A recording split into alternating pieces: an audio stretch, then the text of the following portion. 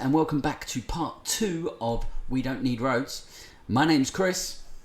And I'm Brian. And today we have a very, very special guest.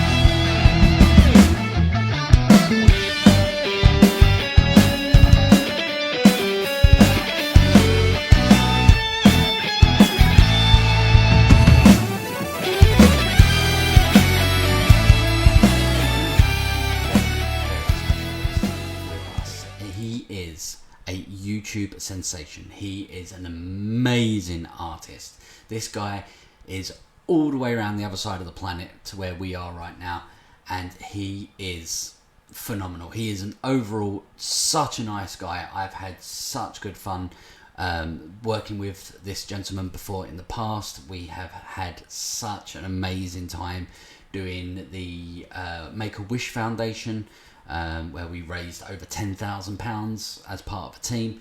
So ladies and gentlemen, would you give it up for the one, the only Mr V쏘ᴇᴱᴇ? What's that? You're making me blush, man. How you doing, buddy? Yeah, doing good. Pretty chill. It's very late. I was going to say we had a little bit of a confab earlier, Brian, just to make sure Vawesome's sound and visual was perfect for the show, and I'll give you 3 guesses what time of the morning it is right now for him. You said before it'd be about 3 a.m. Yeah, On the money. It's 3 in the morning. Yeah, it is. That must be some get my teeth back in, some strong coffee you've got there, man. Yeah. About 10 cups in. Still going good. So the reason we got Vawesome in is because one of the categories we've decided to pick for this week is digital artwork. Now, basically all of the artwork that you see for my channel and the artwork you see below me right now, it's all been digitally made by that man himself. And I know me and Brian have had slight touches in the digital art world, Brian, you could say. You know, well, I go online and I find things like, I just Google search, create a pixel character and then just edit the templates and stuff to do my own little basic stuff, because basically I can't afford to pay someone to do my stuff, so I just try and do my own little bits. But seeing other people, how creative they can be, it's always just like blown my mind. You give them a little brief and then boom, you've got emotes, you've got logos and all kinds of crazy stuff, and it all looks, obviously depending on the artist, all looks really good. Most of the stuff I've seen on Twitch, YouTube and stuff, be it just a logo, little things like that, it beats what I could do. I could go with pen and paper and do something pretty cool and then try and scan it and just not know what the hell I'm doing. So well, a little funny story. When I originally approached Vawesome to do the emotes for our Twitch channel, I found a marshmallow on Google, and I was like, I want something like this. And I gave him like 3 or 4 slight adaptations of that marshmallow, and he was like, that's really cool. Can't really keep that one because that's a copyrighted image, but let me see what I can do for you. And I literally within, I think it was like 24 hours, he was like, what do you think of these? And I was like, oh my god, they're amazing. they are fantastic. And we've absolutely, plastered his artwork over everything that we do. So whether it be like here on our top bar, on our Facebook, on our Twitter, everything has his artwork. And when anyone says to me, "Oh, that's really good artwork. Where'd you get it from?" I always point them in Vawesome's direction. As you should. Nice. As you should. And I can't say for sure if anyone's ever contacted him on my recommendations, but I know for a fact it makes me feel good that he's had some amazing work that he's given us, and it's brought a bit of a smile to a lot of people's faces. So I get a few random weirdos here and there trying to message me for stuff. I don't know if they're from you or not, but we will never know. We will never know. So right, guys, we're going to go into category 1 today, and category 1 today is movies from the 60s to the noughties. Now, the reason I particularly wanted to do this section, I know on the last video we covered some movies, but there's such a big category of movies from the 60s to the noughties. We can talk about like sci-fi films like the Star Trek, the Star Wars movies, Gremlins, Back to the Future, Indiana Jones. The list is pretty much endless when it comes to 60s to noughties movies. But the question I want to originally ask with regards to this is, what was the first movie you guys actually remember seeing and thoroughly enjoying? I'll go first with my first cinema trip, which was the original Turtles movie, and that I just remember being hyped about it because turtles were everywhere, and then getting to the cinema, eating most of my popcorn and sweets, and having my drink taken away from me. It was my uncle Peter, who took me, because he was a fan and he wasn't much older than me at the time. So we went along. I enjoyed the movie. It wasn't like the cartoons at all, in the slightest. No Krang, no Bebop, no Rocksteady, but it was still a great film, and it stuck with me, and it really stuck with me. And I think that was the first time I'd seen trailers for films coming soon, and I was like, "What's this Home Alone? That looks really funny." So that's my first cinema trip. I was just blown away at the fact there was only like 6 of us in the cinema because it was an early morning showing. So there was no talking over it or anything like that. The last film me and Caden went to see was Endgame, and I had some idiot in front of me with his phone on the brightest setting right in front of me, and I felt like slapping him in the back of the head. Really. We alluded to trailers and coming soon in the previous episode. So guys, if you haven't already watched that one, make sure after you finish this you go and watch episode 1, which we will link somewhere wherever YouTube decide to put the cards these days. Vawesome? Well, luckily I've had some time to think. 2 come to mind. First one is, I think I was like 5 years old at the time. I remember going to the cinemas to see Disney's Hercules when that came out in 1997. And the one thing that I remember is they were having these competitions where if you sat down in a chair in the cinema with a dot on it, you get a free poster. And I did sit down in a chair with that dot, but then this lady came and she was all alone by herself, and she asked if we could move down a bit because of her leg, and she had an injured leg, so she wanted to sit in the aisle. So yeah, we moved down. Didn't know what the dots were for at the time when this happened. And then when they did announce that the dots were for the competition, she was a very nice lady, and she gave me the dot because, well, I was 5 years old and she wanted it. I don't know if that kindness still exists these days, but that sticks out to me as my first movie experience. And I remember everything about the film. It was one of my favorites when I was, obviously after I saw it. And it kind of drove my interest into Greek mythology and, well, I guess villains as well, because, I mean, Hades is kick-ass with James Wood being the voiceover behind that. I do have to say that Hades in the Disney Hercules movies was my favourite character. He's just so sassy. See, I was disappointed in Once Upon a Time when they had Hades and that, and they didn't get James Wood to play Hades. They got some other guy to play him who wasn't the same. But I missed out on Hercules. I think I just kind of outgrown Disney at that point. Period of Disney just seems to have some really brilliant voice acting. They picked the right people for the right role. I think it started off with Robin Williams as the genie in Aladdin. They did. There's kind of a sad story behind that, but yeah, they did pick Robin Williams. one of his stipulations was he would do the voice for Genie, but they weren't allowed to use him in advertising for the movie. And then so they weren't allowed to say, Robin Williams is the Genie. Come see Robin Williams. You know, kind of how they do nowadays. See Joe Rogan or whatever. Seth Rogen.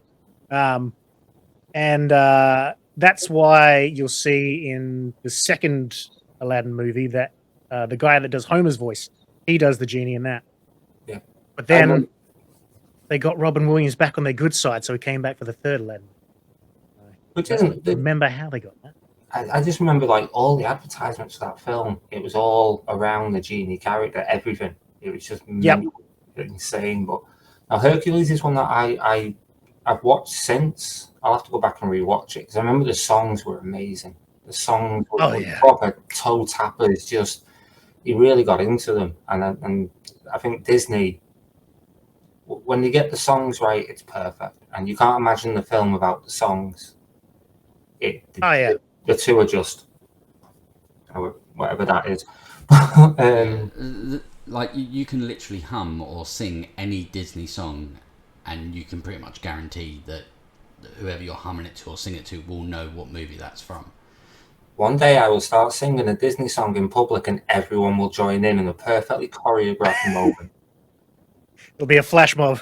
Yeah, flash mob Disney song. Boom, brilliant. I don't really remember watching many movies at home. It sounds really weird, but like except for when it was Christmas, I was like really more into going upstairs and playing on my games console or my PC. You know, a small child, I was mad on He-Man, Turtles, and Transformers. Forget about it. I would come home from school and I had one videotape that was, I think it was like an hour and a half tape where my mum had recorded loads of episodes of those three shows. I'd just come in every day, go and get changed, straight downstairs, videotape in, sit there. That was my life until, well, actually I'd probably watch the kids' TV channel for the 45 minutes that it was on and then put the videotape in, and it shut me up. It kept my mum out of my mum's way, so happy days. But I think that was the first proper cinema experience I had, was an extended episode of He-Man. I just thought of another one. Go on. I remember when we didn't have Blockbusters quite yet around here, but we had like small little independent video rental shops. And my dad came home one day from going to the shop and said, Saturday night, Ghostbusters 2. I was like, boom.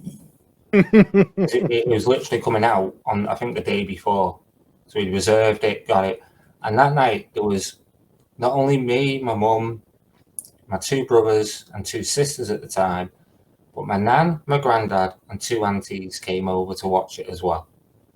Proper and I just remember experience. everyone crammed in the living room, and normally I'd have an armchair at least. No, I'm on the floor. I don't care how numb my bum went. I just remember us all sat there in silence, watched it. It didn't get paused once. No one really talked over it. It was like being in a good cinema, and that was it. Then I was like, right, I want to go to the video shop and see what they've got. And then I found loads of films that I'd never watched, never had the chance to see. There was Mr. Destiny. I don't know if you've heard about that one. Doesn't ring a bell. Never heard of it. I think it's James Belushi, and he as a kid he misses a baseball, and his life goes on one trajectory. Then Michael Caine gives him a drink, and then it turns out he hit the ball, and his life goes in a completely different way. And in the end, he decides Interesting. to go another way. You can tell. I think you can tell it's written for like Tom Hanks maybe or someone like that, and then they couldn't get him.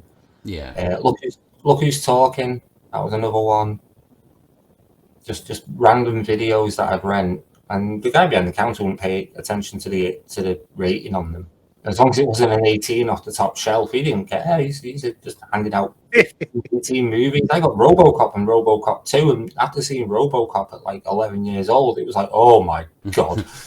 that film scarred me, even when I watched it older. Just that one scene where the bad guys are killing Murphy, and it was just the first gunshot. And I was just like, nope, nope, ain't happening. Like, nope. Like throughout the years, especially, I don't know about you two, but I've noticed that as much as I enjoy like modern movies, like the Marvel Cinematic Universe, and you know all these other films that are coming out, I do find myself sort of regressing and watching a lot of older movies, especially some of the ones that came out before I was even born.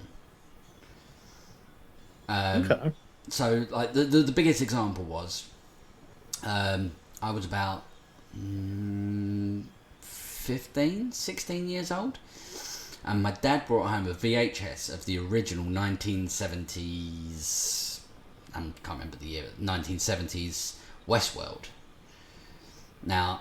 Oh yeah. I don't know if either of you have seen the original. You've probably watched the TV adaptation series that's come out. No? No. Nope. Oh. Nor the original. Right. So basically, for the uneducated in the room, Westworld is a theme park. But it's no ordinary theme park. It's there's in the movie there's three zones. So there's Roman world, Westworld, and medieval world. And basically you can go there, you can do whatever you want. You can't get killed. So if you go to Westworld, for example, and you go into a gunfight with one of the animatronic robot people that they own, you will always win. The whoever you're facing, if he's an android, won't draw faster than you. Same with. There's a fun in there. But the idea is that you can live out your most wildest desires, if I can put it like. Okay, sounding better. Yeah. There's no consequences. The whole idea is there is no consequences to whatever you do. Because that robot you killed last night in the saloon because he looked at your woman funny will go back, he'll have the bullets taken out of him, he'll be plastered up, and he'll be back on the streets tomorrow. So I could keep killing the same guy over and over and over again. yeah. And Don't the robots like get pissed off at this? Yeah, so depending on what adaptation you watch, if it's the movie, basically the one robot starts remembering and he goes crazy and he basically gets into the server room and makes all the other robots go crazy and they start killing all the guests. So you see like medieval world where this one guy's facing the Black Knight and he's like, it's okay, I'm not going to die. This large gentleman, should we say, and yeah, he just gets like stabbed like right through the chest and he's like, oh fuck, that wasn't meant to happen, and dies. The Simpsons parody this with the Richie and Scratchy Land one.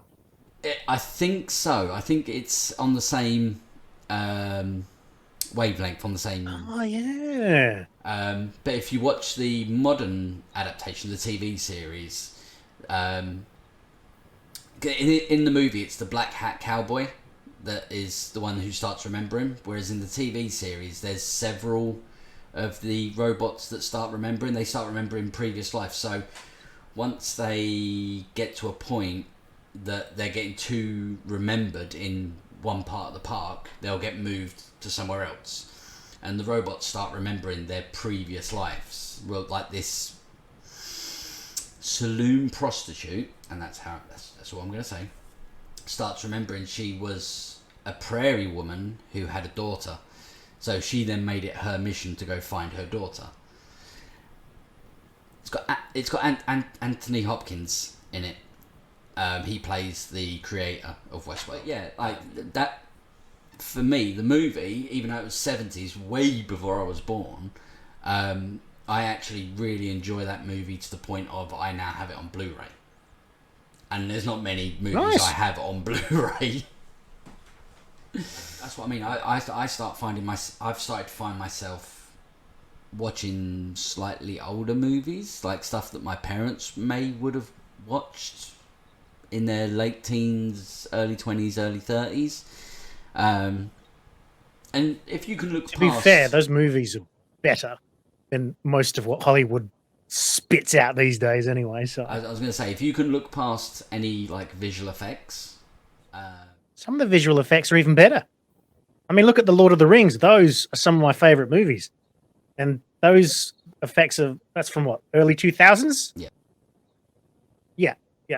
And like, if you look at their effects that they had back then, and some of the effects that you see in movies now, the effects back then stand way beyond time of half the crap you see today. Like, it's just, it doesn't look real. It looks too CGI. Whereas Lord of the Rings, obviously, a lot of it was CGI, but because it was mixed in so well, it stands the test of time. I don't know what they did, but a lot of practical effects in Lord of the Rings. A lot of just simple things like forced perspective with the camera and the actors being one closer and one further. Just the small things so everything's happening in the frame, and then it's just touching up with the CGI. And then obviously the bigger scenes, they needed that, but it's still, you can tell time was spent on it. It wasn't just rushed to meet a deadline. It's like, we're putting all this money and all this effort into making what they said was unfilmable.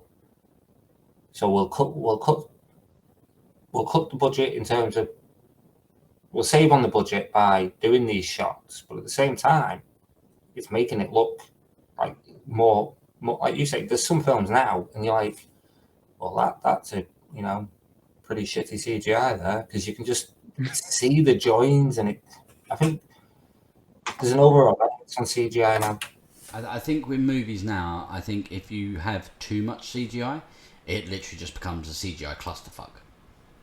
And when you get to that point in a movie where like 85% of the movie is CGI, I turn off, because I'm like, I can't understand the story if 85% of it is clearly been computer generated. The only movie that I can sort of get behind, which was that much CGI, was the remake of Lion King, because the CGI in that was good. I love that it's supposed to be a live action adaptation. That's how they described it. Yet it's still an animation of an animation. Yeah. Of a Shakespeare story. It made me chuckle when I saw the trailers for it. It's like, live adaptation of the Lion King. Like, so Disney have got lions walking around on set, and then it was like, walking too. I was like, and then I've done some because I thought maybe they've got real lions and then CGI'd the faces and the mouth and everything, and then I read it. It was like, this movie is 95% CGI. I was like, oh, okay. What's the point in the other 5%? It's the backgrounds, I bet. Yeah. No, the only stuff that was shot live was any pan shots of Africa. So when like he stood on Pride Rock and he looks out to the plains, most of that is actual Africa, and they've just added trees and rocks where they wanted them. And then there was another scene, I think it's where Nala and Simba meet up again as adults. That like jungle-esque scene that was shot in New Zealand. The panoramic view of it, and then they've CGI'd lions and meerkats and warthogs and everything else in. So yeah, the 5% is the scenery. I think, and you guys may agree or disagree with me on this, that I think not necessarily CGI. Well, some of it's CGI, but the visual effects have stood the test of time are Gremlins 1 and 2, Ghostbusters 1 and 2, and as strange as it sounds, The Wizard of Oz.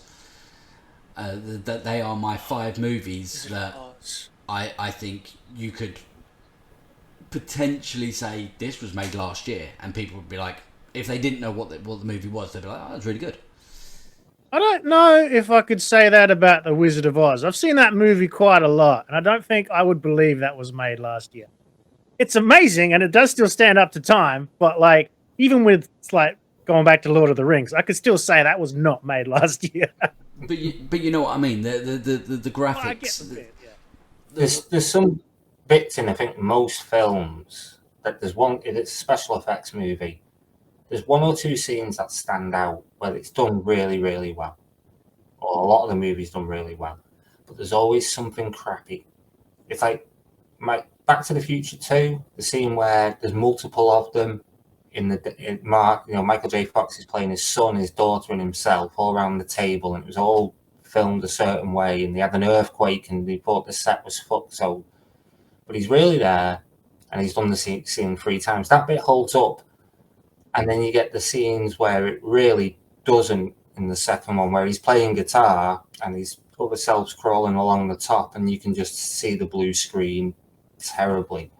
So there's always going to be bad special effects. There's always going to be good special effects, but it's all about just finding the balance between. I think the reason why the new Star Wars movies will look much better than the prequels is because the prequels were all done on green screen and blue screen with very even practical backgrounds or anything like that. Whereas then you look at how the technology's moved on, you get The Mandalorian, which is pretty much all filmed against screens, doing some mad technological stuff I can't work out, but it makes it look like they're outside. It makes them look like they're here, there, and everywhere, and it looks fantastic. So if the prequels were remade with, don't give George Lucas ideas, but if you could do it, but redo them prequels with the newer technology, and they've looked 20 billion times better. They did update the graphics at one point, didn't they? Because I think I remember seeing a picture of Yoda when he first came out in the cinemas, and then I think maybe a decade later where they retouched it and they made him digital. Yeah, so there's certain things with the prequels that they have touched up. So they removed Yoda as a puppet and put him as a CGI. That was purely because in the first one, George was like, it's got to be a puppet. It was a puppet in the original, it's got to be a puppet. And they did the puppet and it looked awful. It looked like Yoda had been in a car crash. And yeah, like, see by this picture here that we're putting up now, the puppet and the CGI, I would go CGI every time. The puppet was great in the 70s and the 80s. It worked for that era because Yoda was old as dirt and he didn't move around a lot, so Frank Oz could get away with just little movements. But if they were expecting Yoda much younger than he was in Return of the Jedi to be nimble, and he's got face Count Dooku and all this, that and the other, you're not going to be able to do that with a puppet at all. Yeah. So when they came to touch up the first movie, because it was a drastic change from puppet into CGI, they went, actually, we need to touch that up. We need to and CGI it, and they were like, yeah. But there has been a few. I think there's, because the original trilogy there was, Brian, correct me if I'm wrong, 4 different editions. I'm pretty sure there was the original, then there was the anniversary digital edition, then there was another edition after that, and then the final edition after that is where they put Christian Henderson in place of the guy who played who played Vader in the movies, in the originals. So I do believe, I could be wrong. If I'm wrong, leave a comment down below. But I do believe that there was 4 digital updates. I do believe on the prequels there's been 2, and from what I'm now hearing, they're going to basically be sacking off the sequel trilogy as alternative universe, from what I've been reading on the sheets over the last sounds couple of about weeks. right. So yeah, gotta milk that Star Wars train. Gotta milk it. Paid $4 billion for it. Yeah. Well, from what I've heard, the only guy so who many wants baby Grogu's you can sell. Yeah. From what I've heard, the guy who's taking over and who's going to be doing the next lot of movies, but they're not Skywalker based. They're going to be other character based. He's going to basically retcon the prequels, so they won't exist. So Disney are like, oh, it's an alternative universe. A lot of people are going to love that. The sequels get so much hate. So bad. This And is from a writing perspective, yeah, I know. I can see why. As 3 individual movies, if you didn't link them as prequels, if 3 individual movies, I can watch them. I can sort of enjoy them. But I'm sorry, it's Disney. an experience. I'm sorry, Disney. You fucked up. You got greedy and you fucked up. Okay? Let's just all agree to disagree and we'll move on.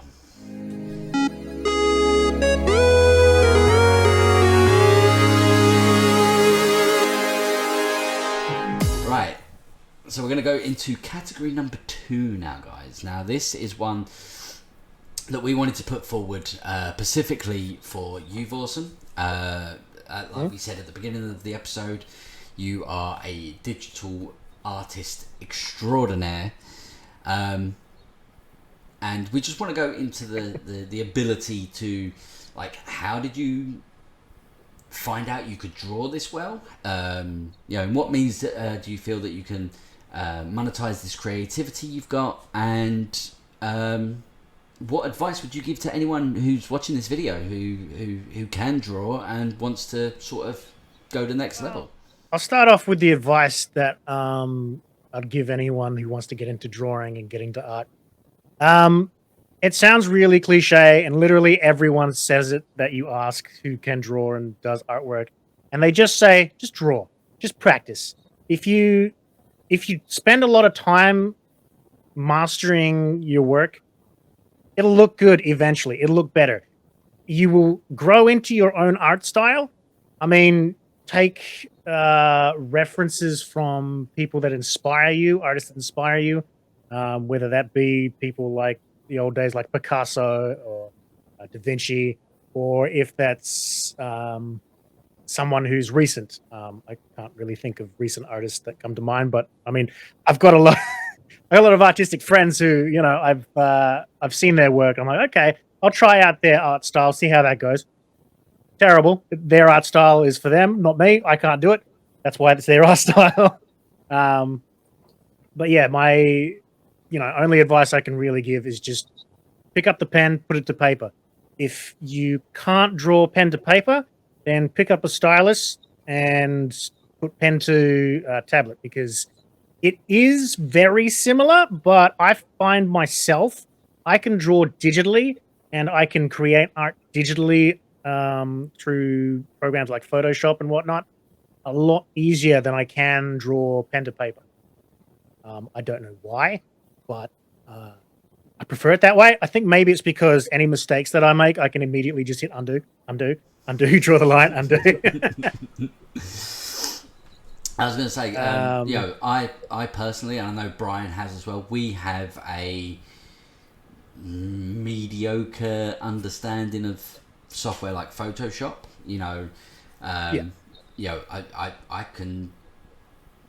I can do some pretty impressive stuff for my level. What I would do on Photoshop, you'd probably look at and go, so Eden made this?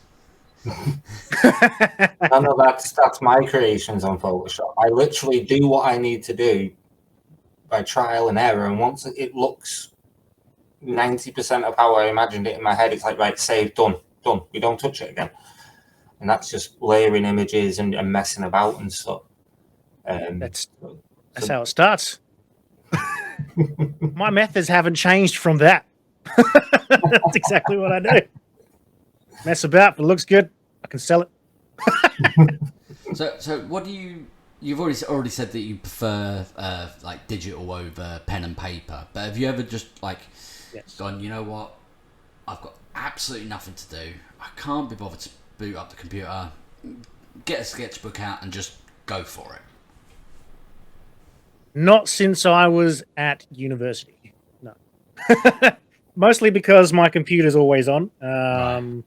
And I'm terrible for the environment and whatnot. But when you make videos and whatnot, you got to put renders through and do all sorts of crap. It's just force of habit. It's like turning it on and off. It's just doesn't happen because it's always doing something in the background. But as for drawing in sketchbooks, I mean, I have. No, I haven't actually had a sketchbook since university. I can honestly say that. I've had family members like my sister and my cousins come up to me and ask me to draw things like Shrek and certain political people for their what would you call it? The school projects. They got like little art boards and whatnot. Yeah, and they're yeah, like, yeah. "Hey, can you draw this for me?" And then I put my name on it. I'm like, "Yeah, sure, okay, I'll do that." I think that's classed as cheating. 11. Awesome. I mean, if 11-year-old comes out with something that I pop out of my artistic creativity and the teacher believes it, that's not on me. That's not my fault. How would you describe how easy it is to monetize being an artist? If you want to be an artist and you want to be taken seriously as an artist and get paid a lot of money as an artist, do not become an artist. It is very, very hard and very, very competitive. If you don't have that drive and you don't have that will to just keep going past the negative parts that are 100% going to happen, you're not going to make it. You're not going to do anything. Something I personally haven't done, which I should do, like if you want to start out as an artist, is make an online portfolio, which, are just words. What you would do is you draw pictures and then you put pictures on, say, a website, maybe stuff like DeviantArt, Pixiv, maybe even Pinterest or something like that. Just something you could link to someone who potentially wants your art. But it kind of depends what kind of art you want to get into as well. It's a very broad spectrum because back in my animation days, I was doing stuff like storyboards, character concepts, background concept art. It's just there's a lot of things to take in mind, and they're all different.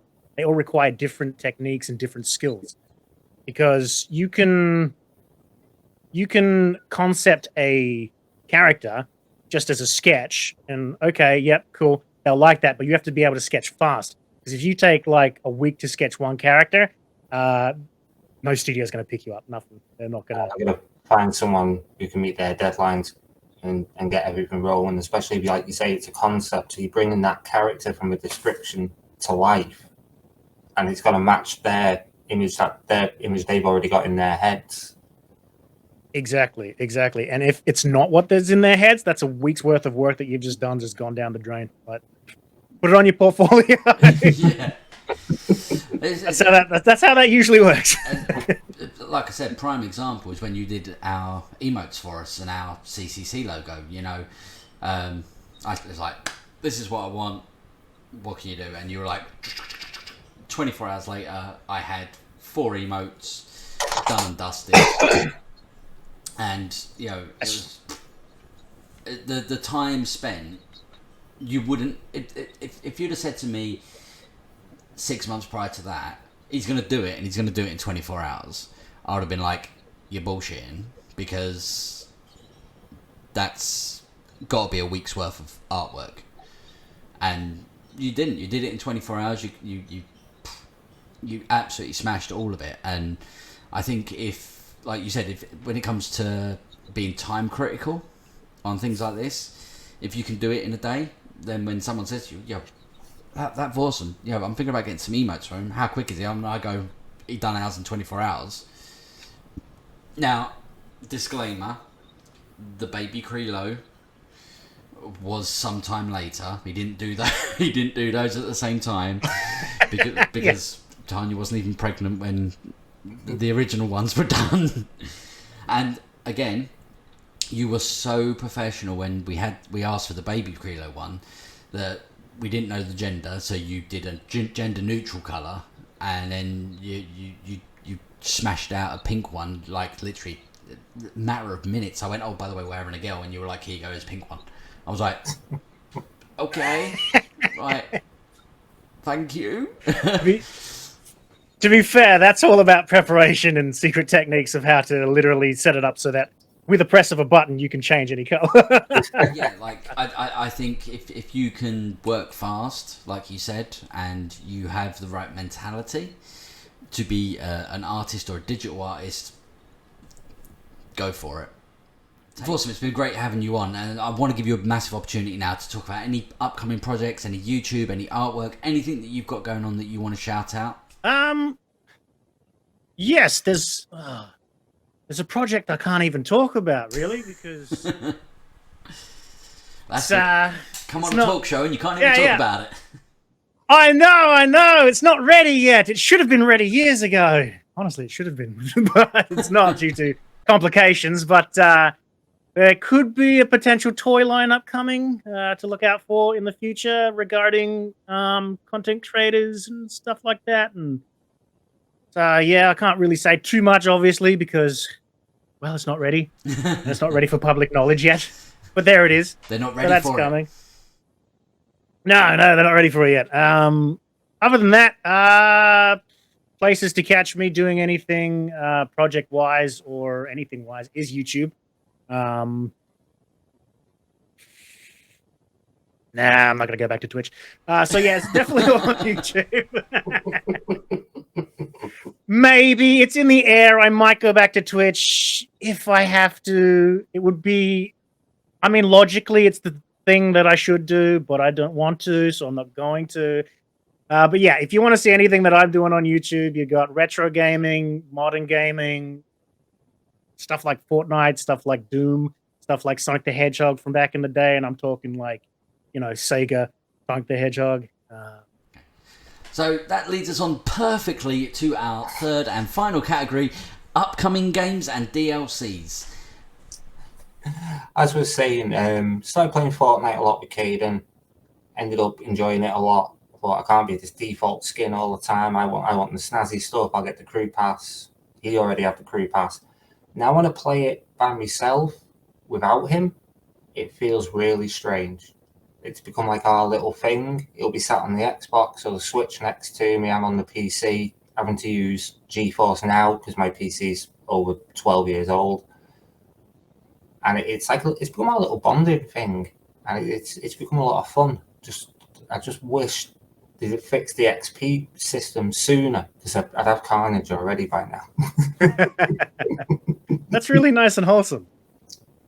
These days, you don't hear a lot of wholesome stuff about Fortnite. It's nice to hear that kind of thing. It's to be fair, I've watched almost from the sidelines. I've watched Caden, because Caden plays Fortnite occasionally with Finley. And I've watched Finley and Caden sort of gain a relationship, playing Fortnite.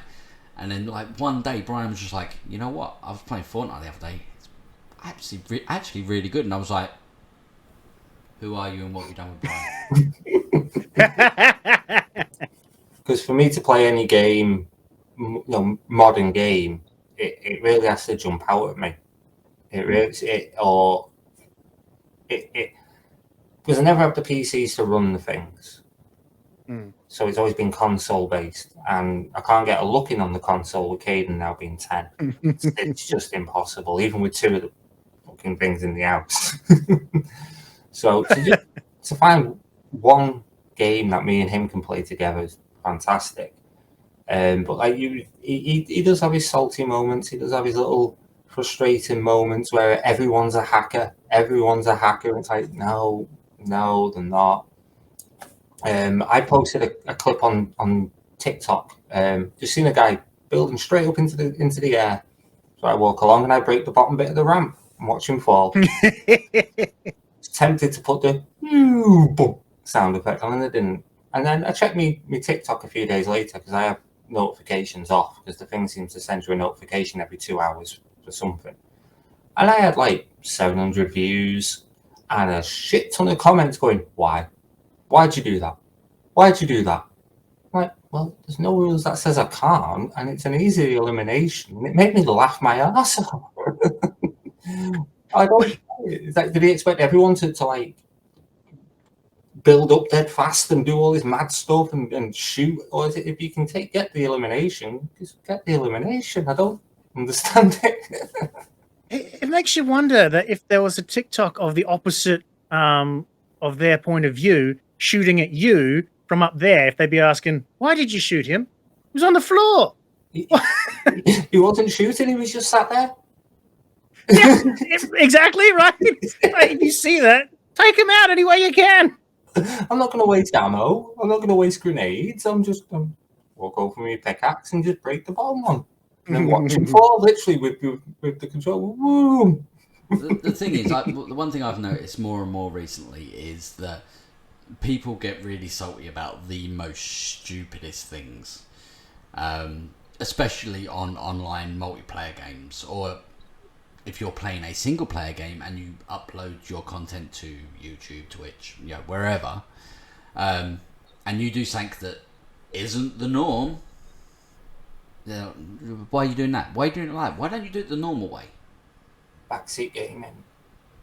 But wait a minute. Who the fuck said that's the normal way? Maybe this is the normal way for me. Maybe I enjoy doing it this way.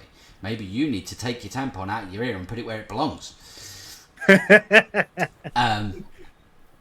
yeah, I have noticed a very stark increase in salty comments. Now, I'm not going to say that it is all children, because when Definitely not. When I was playing some Call of Duty the other day, because the new season's come out for that, and I just happened to have my headset in. Very rarely play with my headset in. I don't like really talking on the mic. I just want to get in the game, shoot you, win, happy days, away we go. And I happened to have my headphones on, and I sniped this guy. He was at the top of the tower. I saw his glint, and I was like, "You are not going to get me from there." And he was literally, it was almost bullet time, and I'm feeling these bullets skim me either side, up, left, right, up, left, right. And I said, I'm getting closer, he's gonna get me. So I just tucked behind the truck, laid down on the floor, rolled over to the other side, sniper rifle, bish bash bosh, away he went. All I got from the other end of the microphone was, "Oh, you're just a fucking hacker, aren't you?" I was like, no, I'm just using common sense. You're getting closer and closer to hitting me. I don't want to die. I'm just going to outsmart you. And yeah, I got a barrage of PS4 messages from him. "Oh, I'm going to get you banned. I'm going to get you this. I was just like, go on then. Did his dad or his uncle work for Activision? His dad might as well have been like the president of Sony Entertainment, as far as I'm concerned. I really don't give a monkeys. The one line that always gets me is, "I'm going to get you banned. I'm going to get your console bricked." I'm like, go on then. And I've said that ever since I've had PS3s, PS4s, and now I've got a PS4 Pro. I'm like, go on then. I've had death threats like that. I've had death threats over stuff like that. And it's like, why are you so mad? Take a break. Go eat some food. Have a glass of milk or water, whatever. Just chill. Yeah. Go outside, go for a walk, come back, play some more games, and have some fun. Yeah, exactly. That's what I say to Caden when he's getting all pent up and frustrated because he can't get a win, or he can't do a quest, or he can't do a certain level on a game. And I'm like, put the pad down or play something else. Games are meant to be fun. If you're not enjoying them, what is the point? Yeah. You're putting a lot of money into them. Some games you put a lot of time into. If you're not having fun, just don't. No. Just don't play it. Exactly. Do something else. Exactly. Now, Vawesome, I don't know if you've seen any of our Planet Zoo and Planet Coaster videos on YouTube yet, but I am absolutely loving Planet Zoo and Planet Coaster. So we have, me and Tanya made a deal that I could buy each base game, and then once a month I can buy a DLC. Because with his pocket money. With my pocket money, yeah.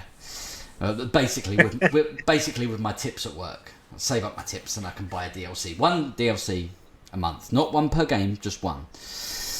And tips? Tips from work.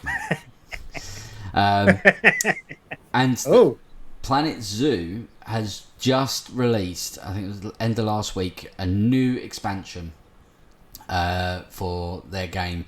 And it is the North America Animal Pack. Now, I actually like this pack. I think I have like 3 DLC packs for Planet Zoo now, and 1 for Planet Coaster. But the actual DLC for the North American pack actually looks really good, and it's got so. This is what I like about Frontiers games, is when they give you a DLC, it's not just here's one skin or here's one animal, here's one building, here's one set pack or whatever. No. They give you like 6 animals, 30 buildings, and flipping half a dozen flipping pieces so you can make the environment for your animals and your staff and everything really, really good. Grew up in an era where when you bought a game, that was it. You bought Sonic the Hedgehog, you put the cartridge in, that was it. You had Sonic the Hedgehog. Unless you bought Sonic and Knuckles. Well, I was gonna bring it up, saying that might have been where it started, but That was a £40 DLC cartridge right there. if it didn't work, it's screwed. I will come back to that because I had a friend of mine who bought Sonic and Knuckles, had it for 2 days. 2 days, gentlemen, and the cartridge refused to work. He tried everything. Absolutely everything. That's tragic. 2 days. If I had a hat, I'd take it off. Yeah, 2 days. He had 2 days, got it for his birthday, and it then point blank refused to work, and he was traumatized. You can't even talk to him about Sonic and Knuckles anymore. It still affects him to this day. He's like, no. Some PTSD. Some serious PTSD. But my question is, at what point, when you're buying DLC for a game, do you think that the DLC costs too much? Like, if you've just paid for a £40-50 game, what price bracket would you be happy with to buy add-on packs or DLC or, extensions to the game? It's too much of a broad. Again, it's very broad. It depends, really. Like, it's like if you think back in the day when I think one of the first DLCs came out for the Elder Scrolls Oblivion. It was horse armor, and it was literally you could buy armor for your horse, nothing else. Just that was it. It was a cosmetic. It's just everyone laughs now, but it was $5, and people still buy it to this day because they want to collect everything in the DLCs. And I think $5 is a bit too much just for horse armor, to be fair. But then you've got DLCs that are like expansions to the game that might double the game, or stuff like that, double the game or change the game in a way that it's a brand new world. And something like that, I'd maybe buy the game again, because if it's the same content as the game that I paid, I'd kind of want to give the devs a bit more money to continue and to be inspired to do more.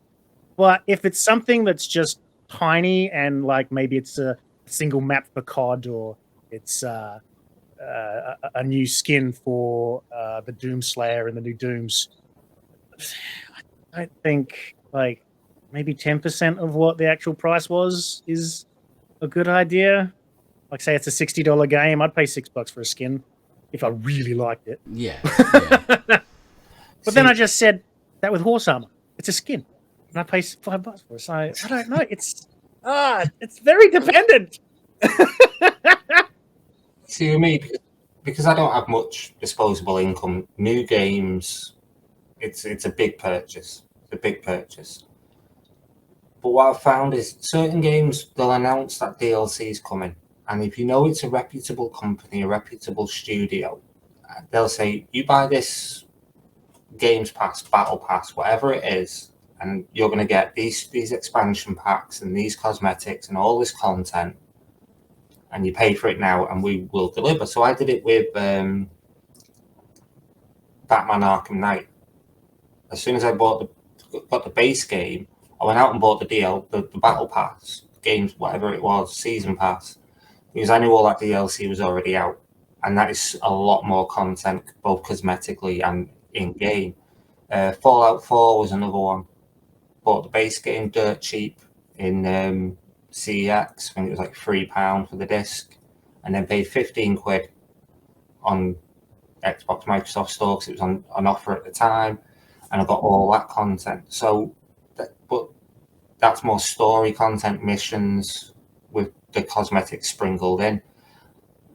Fortnite and other battle royale games that have the season pass, where it is literally just cosmetics. There's nothing that changes the game. It doesn't, it doesn't give you a tactical advantage. And if it does for some reason, they quickly patch it out.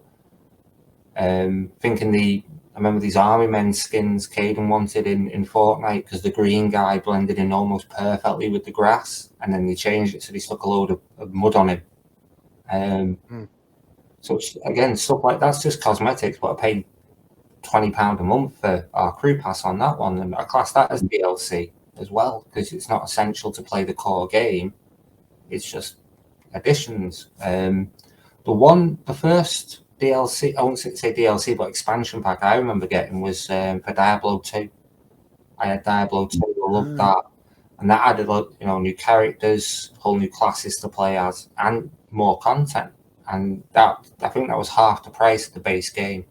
So that was like, I'm buying that because I've already sunk hours and hours into the original game. I want something new. I want to see the new stuff. I want to play these new characters, which I wasn't very good at, but you still give it a go, don't you? Duke Nukem 3D had a ton of add-ons and stuff. Like Duke Goes on Holiday and Duke Goes to Washington and stuff, and they were dirt cheap. I remember seeing them in an electronic boutique in a big box, and it was like £15 for like 6 add-ons. It was like, yeah, I'm buying that. Yeah, good choice. Before, this was before Duke Nukem Forever. Yeah, back when it was the base Waiting game. an eternity for that game. It was fucking shit. I mean, to be fair, they were bringing a 90s, satirical 90s action hero, macho man into a world where that's just not an acceptable male role model anymore. Remember just the first mission you had to draw on the whiteboard. I'm like, how many cocks have been drawn? How many? Couldn't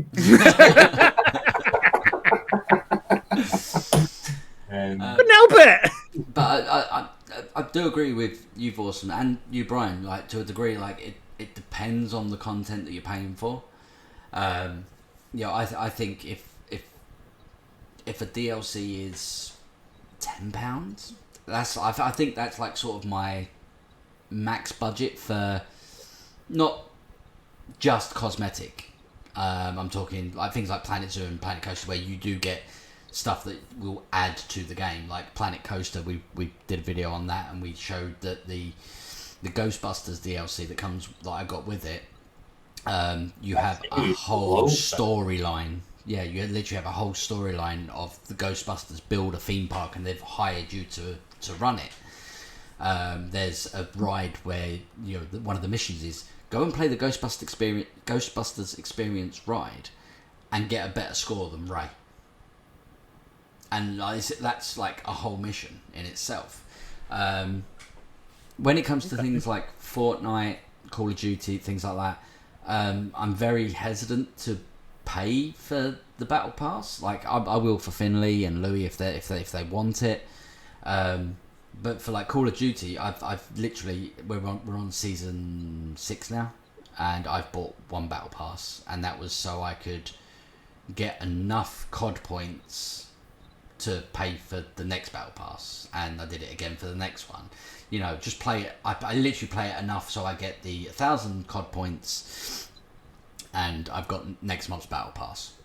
If I get to level 100, happy days. If I don't care. It hasn't actually cost me anything.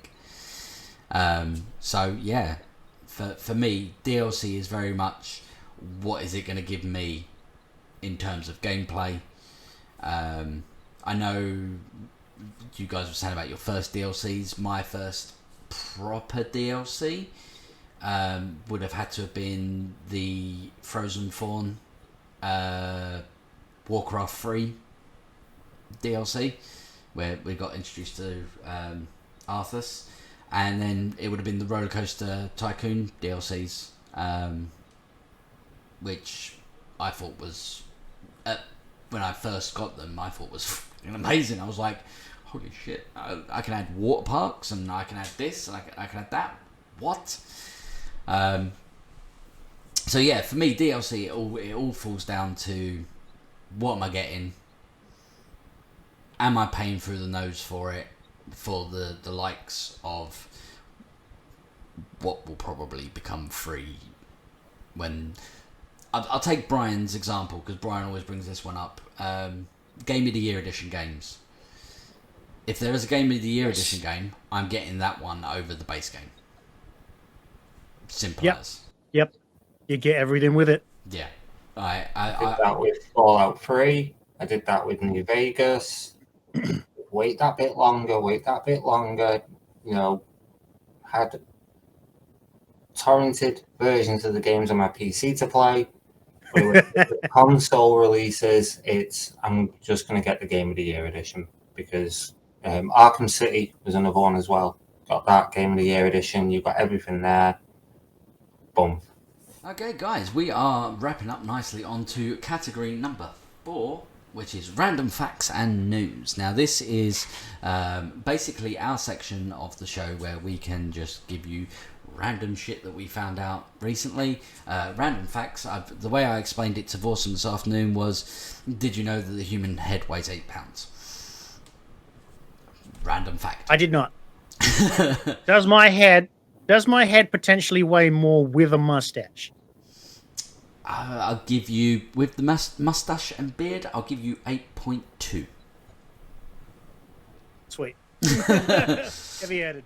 I think Brian's is a little bit more, just purely because his head is slightly more concaved at the top.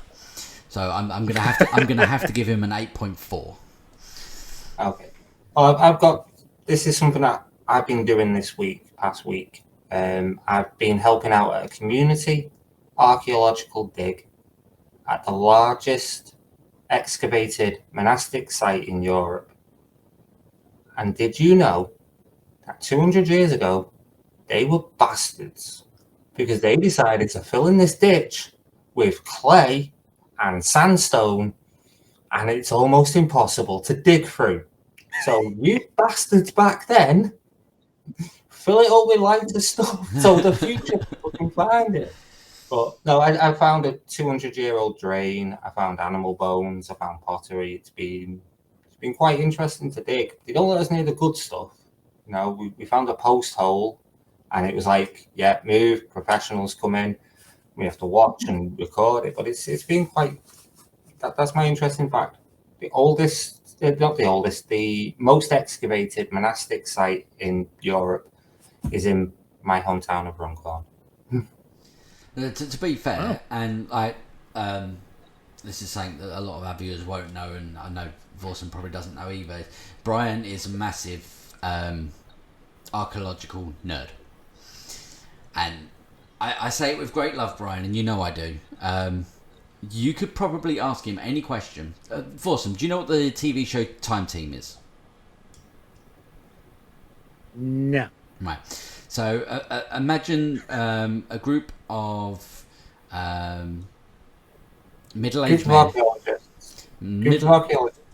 Middle-aged men archaeologists going around the country, around the world in some aspects, and digging holes. That's the basis of this TV show. You could ask Brian. All right. You could ask Brian anything about archaeology that's on this TV show, and he could probably quote the series, the time frame, the time stamp. I picked up a lot of the lingo, and then hearing the actual archaeologists using the same lingo on site just means it's like, right, I know what they're talking about now. I know that this means this and this means that. But the only difference is Time Team, they only have 3 days to do it, and they throw every single resource at it. And this little dig had to basically do a charity bucket at the front of the museum to get enough money to send someone out to do the underground radar and stuff like that. So, but it's been fun. Like I say, it's fun. It's just something random that I thought I'd mention.